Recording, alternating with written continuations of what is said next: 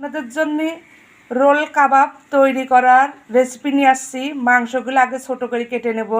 মাংসগুলো ছোট করে কেটে নেওয়া হয়ে গেছে। এবারে এটা আমি পাটাতে ভালো করে বেটে নেব। মাংসের কিমাগুলো বেটে নেওয়া হয়ে গেছে। এখানে কাঁচামরিচ, রসুন, পেঁয়াজ কুচি দিয়ে দিছি।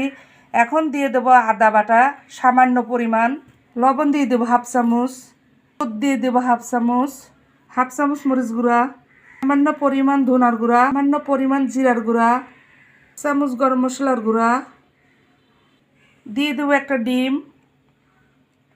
ডিম দিয়ে ভালোভাবে হাত দিয়ে মেখে নেব। এখন রোলটা এই কাঠির সঙ্গে রোল তৈরি করে নিব। বন্ধুগণ, রোল তৈরি হচ্ছে না, এই জন্য একটু ময়দা দিয়ে দেবো 4 চামচের 2 চামচ।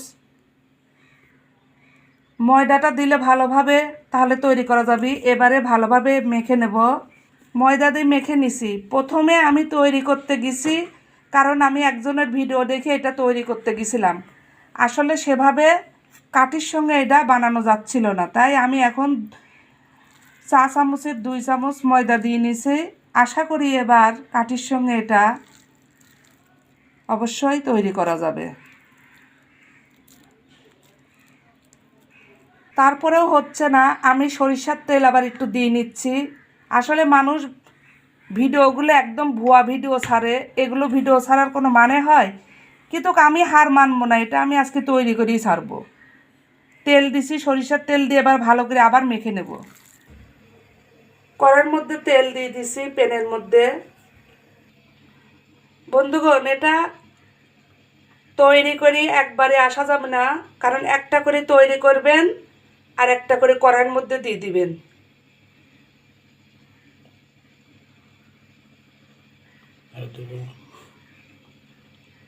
ক্যামেরা বন্ধ করবি। আপনারা আমার মতো ভুল করবেন না। আপনারা প্রথমেই 4 চামচের 2 চামচ ময়দা দিয়ে দিবেন। ময়দা অথবা আটা দিয়ে মেখে নিয়ে চুলার পরে প্যান বসাইয়া তেল দিয়ে তারপরে একটা একটা করে তৈরি করে প্যানের মধ্যে দিয়ে দিবেন। এবারে উল্টাই দিব। আসলে জিনিসটা নরম তো, এই জন্য কাঠির সাথে বলতে চাই না, এই জন্য নিজেরা বুদ্ধি করে কাজ করতে হবে। একটা করে তৈরি করতে হবে, একটা করে প্যানের মধ্যে দিয়ে দিতে হবে। তারপরে হালকা এক পিঠ হয়ে গেলে, শক্ত হয়ে গেলে আর সমস্যা হবে না।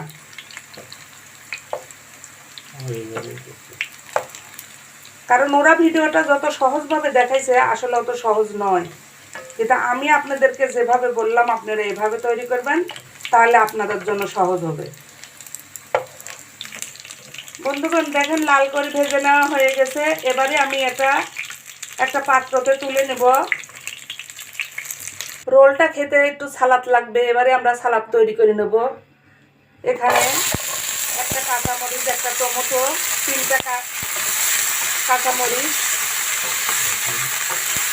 4 কোয়া রসুন, স্বাদ মতো একটু লবণ দিয়ে দিব।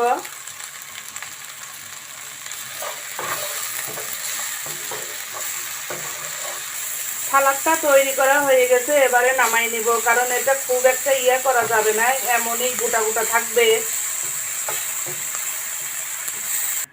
এবারে প্লেটে সুন্দর করে সাজিয়ে নেব।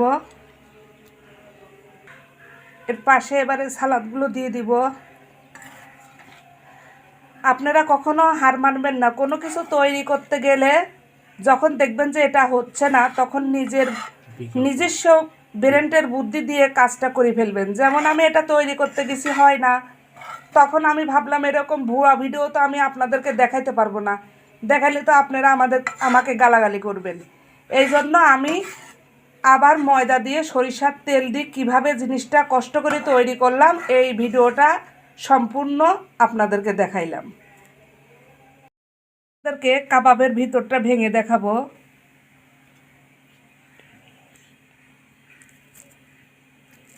দেখেন কত সুন্দর হয়েছে।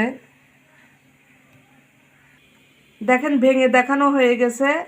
এই কাঠিটা ধরে আপনারা জিনিসটা কামড়ায় খাবেন, তার সঙ্গে এই সালাদগুলো খাবেন, দেখবেন অনেক মজা পাবেন।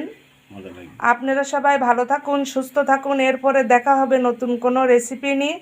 আজকে এখানেই শেষ করলাম। আল্লাহ হাফেজ।